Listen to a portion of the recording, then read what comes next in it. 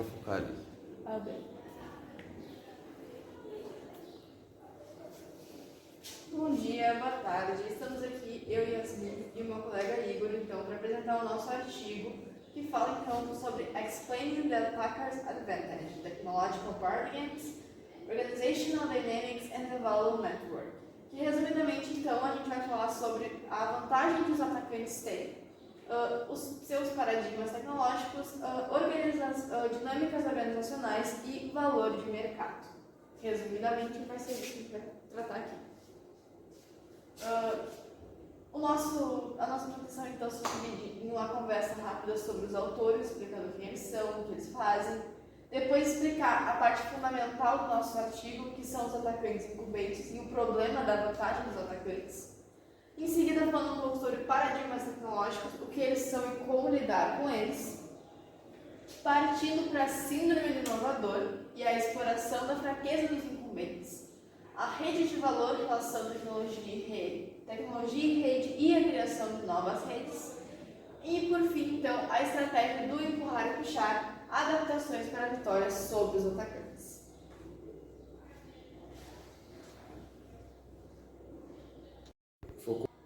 Pode ir.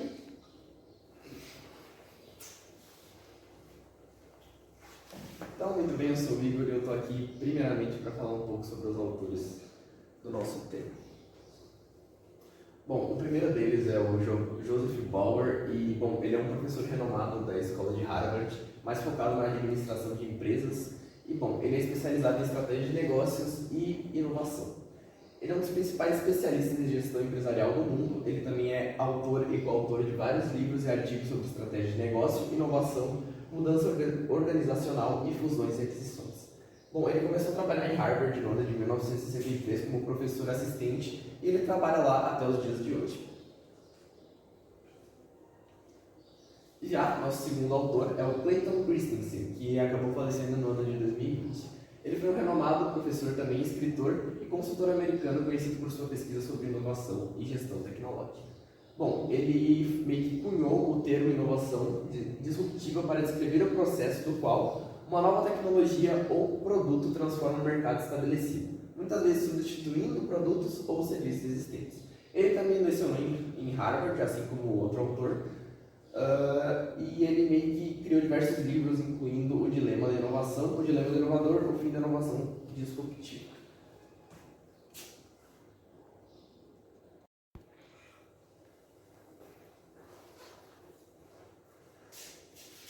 Para começar, então, a gente vai falar um pouco sobre atacantes e incumbentes, o problema da vantagem, que é o principal tópico do nosso artigo. Antes de mais nada, então, a gente tem que saber o que são atacantes e o que são incumbentes. Os atacantes são empresas novas que entram para competir com aquelas que já estão firmadas, que já têm a sua marca, literalmente. E eles acabam não mantendo a liderança no mercado, porém eles têm facilidade com flexibilização e inovação. Já os incumbentes são empresas já estabelecidas, com grandes recursos, grande conhecimento, porém com mais suscetibilidade a disrupções no mercado. Um pouco sobre as facilidades e dificuldades deles, agora, é onde entra realmente a parte da vantagem do atacante. Porque o atacante, as suas facilidades incluem maior agilidade, eles têm mais rapidez em resolver os problemas que eles se dispõem a fazer, uma grande capacidade de inovação, porque eles não têm medo de tentar um novo, de tentar e dar errado, eles não têm uma marca para manter um nome para segurar, então é muito mais fácil para eles inovar. Eles também têm menos burocracia, porque em uma empresa pequena é mais fácil você definir que você vai fazer aquilo. Já nas grandes empresas, ou seja, nos incumbentes, eles têm que ter reunião, eles têm que ter decisão, tem que ser unânime, tem que ser isso, tem que ser aquilo. É muita burocracia, muita coisa para resolver, o que acaba atrasando bastante o desenvolvimento de novas peças, novos artigos e assim por diante.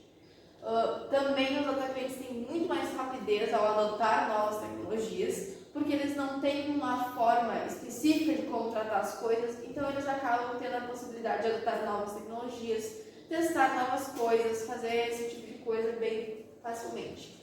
E eles também são menos dependentes de receitas, então eles não usam sempre a mesma coisa, eles não vão fazer tudo sempre igual, eles vão modificar, vão inovar, vão melhorar, e assim por diante, pegando novas coisas e transformando do jeitinho deles.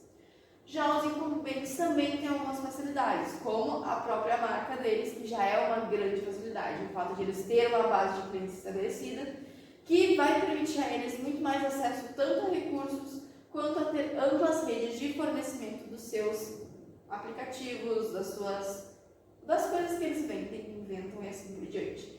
E também, é claro, entra a questão da economia de escala que os incumbentes têm já, que é uma grande facilidade para eles. Já falando das dificuldades, os atacantes eles têm a questão principalmente do reconhecimento. Como eles são novos no mercado, eles não são muito reconhecidos, eles não têm uma base de clientes, eles têm que montar ela, eles têm que formar ela. E por essa questão do baixo conhecimento, acaba que eles têm menos recurso, menos presença. Tem a própria questão da falta de clientela, sem contar, é claro, a falta de experiência. Como é um grupo novo, alguma coisa nova que está começando agora, eles acabam tendo bastante situações em que eles experimentam algo que não dá certo, que os incumbentes talvez já saibam que não vai funcionar, só que eles experimentam, porque eles não têm essa experiência já de que vai dar errado. E por isso, então, os atacantes têm muito mais chance de falha. Mas entra nisso então os incumbentes. Os incumbentes eles têm menos agilidade e menos flexibilidade. Além do que já se liga um pouco com a dependência de receitas que ele tem. Por causa que se os atacantes têm a falta de experiência como das suas dificuldades, a possibilidade de ter bastante experiência que os incumbentes têm também é uma das suas fragilidades.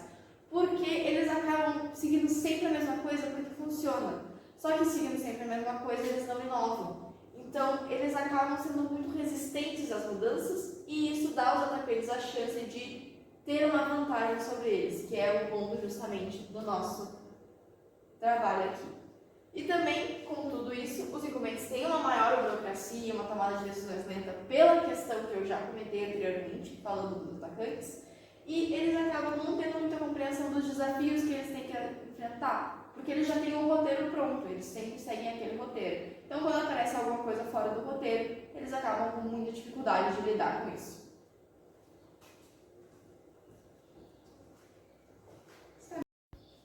Pode ir.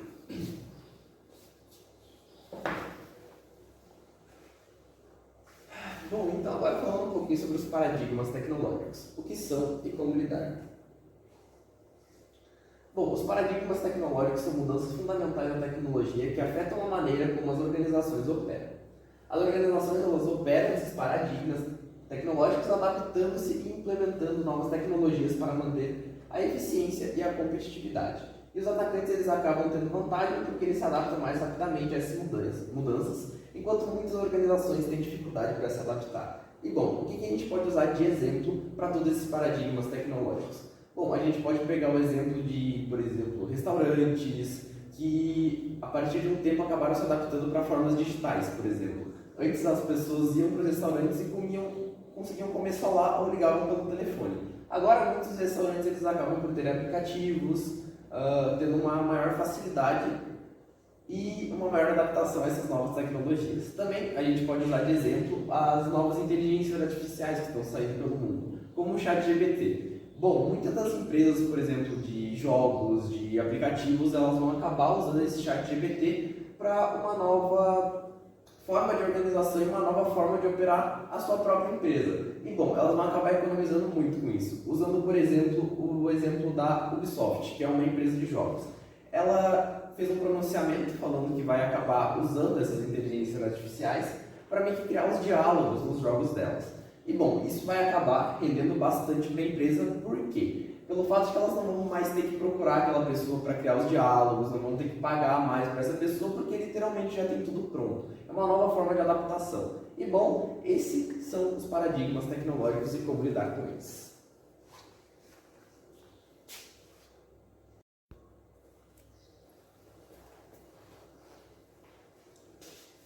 Agora então a gente vai falar um pouco sobre a síndrome do inovador, que trata da exploração da fraqueza dos incumbentes.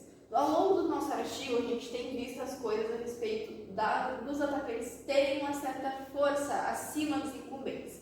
A principal delas, que a gente vê durante a leitura, é a síndrome do inovador. A Síndrome do Inovador e o Dilema da Inovação, que é um dos livros do Christensen, ela acaba criando esse termo que eu mencionei, que é a Síndrome do Inovador. Basicamente, ele afirma que a inovação é um problema das marcas já estabelecidas, pois elas preferem se focar no desenvolvimento do existente ao invés de criar algo novo, de inovar. É dessa maneira que os incumbentes podem acabar sobrepujados pelos atacantes, ficando acomodados em seus tronos. Como eu falei anteriormente, quando eu estava explicando o que eram os atacantes e os incumbentes eles têm um sério problema de seguir muito a receita. Então eles acabam sabendo o que dá certo, e quando dá certo, eles não querem sair daquilo. Um exemplo seria as situações de várias marcas de celulares, mas vamos pegar aqui, por exemplo, iPhone. O iPhone, ele fez o primeiro, deu muito certo, venderam bastante. E aí, então, durante o passado tempo, eles foram criando iPhone 1, iPhone 2, iPhone 3, iPhone 4, até o 23 e assim por diante. E eles provavelmente vão seguir isso, vão continuar fazendo isso, porque funciona.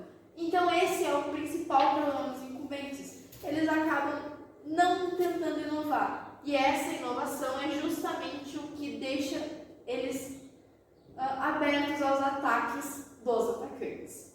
Por causa que os atacantes, eles criam, eles inventam, eles são realmente inovadores. Agora, as marcas já estabelecidas não têm essa possibilidade. Eles ficam lá, literalmente acomodados em seus tronos, acima de todos, achando que ninguém nunca vai conseguir derrubar eles. Sendo que os atacantes estão lá lutando justamente para isso, para ter o seu lugar no mercado também. Essa ficou pior.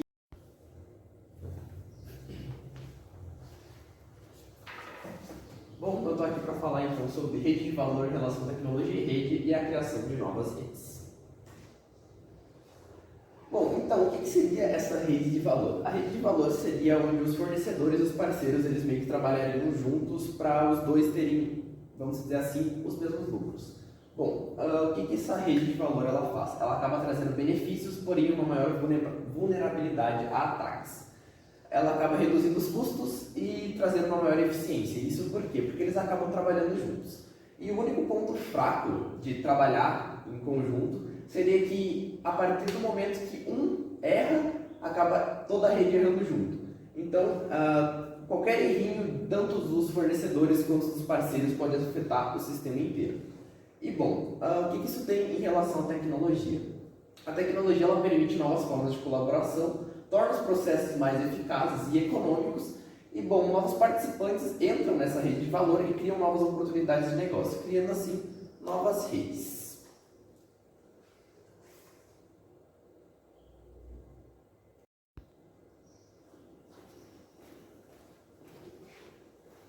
Para finalizar agora, então, a gente vai falar um pouco sobre o empurrar e puxar, estratégias para vitórias sobre os atacantes. Ao longo de todo o tempo, a gente vê como os atacantes têm mais facilidade de vencer, de superar os incumbentes, só que, ao final disso, também a gente tem uma proposta do Christensen para o oposto, para que finalmente os incumbentes possam lidar com essa vantagem dos atacantes.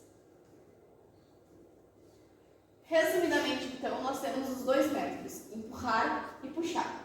Nessa parte do empurrar, os atacantes começam a pressionar os incumbentes, empurram os incumbentes, desenvolvendo novos produtos melhores que os dos mencionados, ou seja, dos incumbentes. E então eles começam com poucos clientes e logo acabam montando a sua base de fiéis, pessoas dispostas a experimentarem novidades. Esses clientes se tornam um trampolim responsável por elevá-los além das capacidades dos incumbentes, aumentando gradualmente sua participação no mercado. Resumindo então, a parte do empurrar é quando os atacantes acabam empurrando os incumbentes a tomarem uma atitude. Porque eles ficam sempre botando os incumbentes para baixo, empurrando eles ao chão, para eles poderem subir. Por causa que eles se aproveitam do fato de que os incumbentes não têm essa capacidade de inovação para inovar mais, criar novas coisas e assim poder subir além do que já estão os incumbentes. Então entra a situação do puxar.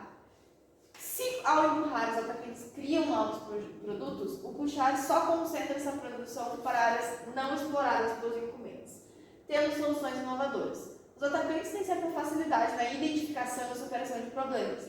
Nessa questão também fica mais fácil de se lidar com o povo e estabelecer uma base de clientes com forte fidelidade. Então, empurrando ali, os os atacantes eles empurram as coisas para cima e acabam fazendo com que os incumbentes desçam. No push-up, então, eles direcionam essa já capacidade deles de fazer isso, por exemplo, de pegar alguma coisa já existente e melhorá-la, inovar ela. Eles acabam fazendo a mesma coisa no push-up, só que para coisas que não existem ainda. Eles criam novidades, eles atendem demandas que não tem gente para fazer isso, porque as pessoas têm medo da inovação. E os atacantes não têm esse medo, eles vão de cabeça e eles fazem aquilo. E a forma, então, de os incumbentes lidarem com isso pode ser dividida em 6 dicas para a vitória. A primeira dica é a inovação constante. Se os atacantes estão sempre, toda hora, inovando, os incumbentes também podem fazer isso. Eles não precisam ter medo da inovação. Eles têm medo de fazer alguma coisa que dê errado. Mas, por exemplo, situações de filmes. A Disney, por exemplo, ela faz uma série de filmes bons. Às vezes tem um filme que vai mal, que as pessoas até gostam, mas não gostam tanto quanto os outros, não faz tanto sucesso. Porém, é uma situação de inovação constante. Cada roteiro que a Disney cria é uma história diferente, é uma abordagem diferente, tem uma forma um pouco diferente. Claro, a maioria que eles fazem é naquela receita bonitinha lá, que vai sempre ter um vilão, um príncipe, uma princesa e um herói. Mas, às vezes, eles inovam. E essa inovação nem sempre é ruim. Às vezes, inclusive, dá mais certo do que o normal que eles já têm. A segunda questão que a gente tem aqui seria a aquisição de empresas. Os incumbentes têm a capacidade de adquirir novas empresas que também estão tendo esse pico, esse ápice, essa capacidade da inovação. Então, é uma boa ideia sempre tentar fazer essa aquisição de empresas novas, de juntar elas a você para tornar ainda maior o seu empreendimento. Depois, na terceira, a adoção de novas tecnologias. Não ter medo de usar tecnologias que aparecem novas, trazendo a ideia da Ubisoft, que o Igor comentou anteriormente, por exemplo. Não ter medo de adotar o ChatGPT para fazer as coisas, apesar disso tirar o emprego de muita gente. Mas não ter medo de usar essas tecnologias a seu favor dentro de um negócio. O quarto ponto são parcerias estratégicas. Fazer uma parceria com alguém que vale a pena. Por exemplo, você tem um projeto de uma coisa e aí aquele parceiro tem uma ideia, tem uma coisa, algum produto dele que é exatamente o que você precisa para fazer dar certo. Não ter medo de fazer essa parceria, não pensar que é tudo por você, porque você é uma máquina forte, que você tem esse poder, que você vai fazer tudo sozinho. Não, você puxa outras pessoas para fazer junto com você, porque isso acaba facilitando o processo. O quinto seria o foco no atendimento ao cliente, porque os incumbentes só têm mais força pelo estabelecimento de marca. E o estabelecimento da marca vem justamente dos clientes. Então, não se preocupar tanto no que vai acontecer, no que vai fazer, mas em pensar o que o cliente precisa. Não o que dá certo, mas o que o cliente precisa.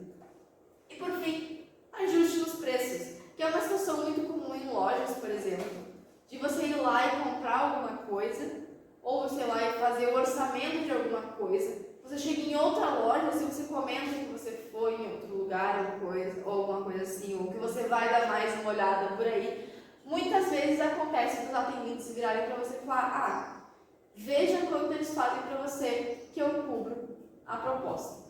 Isso acontece bastante e é uma tática muito boa, porque você vai lá e você dá um motivo para a pessoa comprar o seu produto ao invés de outra pessoa. Se é um produto igual, ela vai lá e ela fala: não, eu faço mais barato. Você vai lá e faz o mesmo preço que ela ou até mais barato.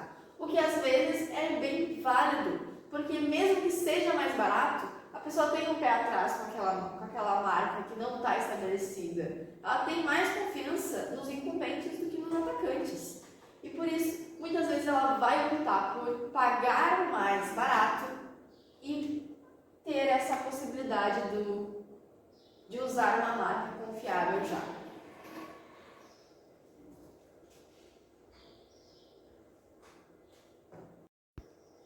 Tá.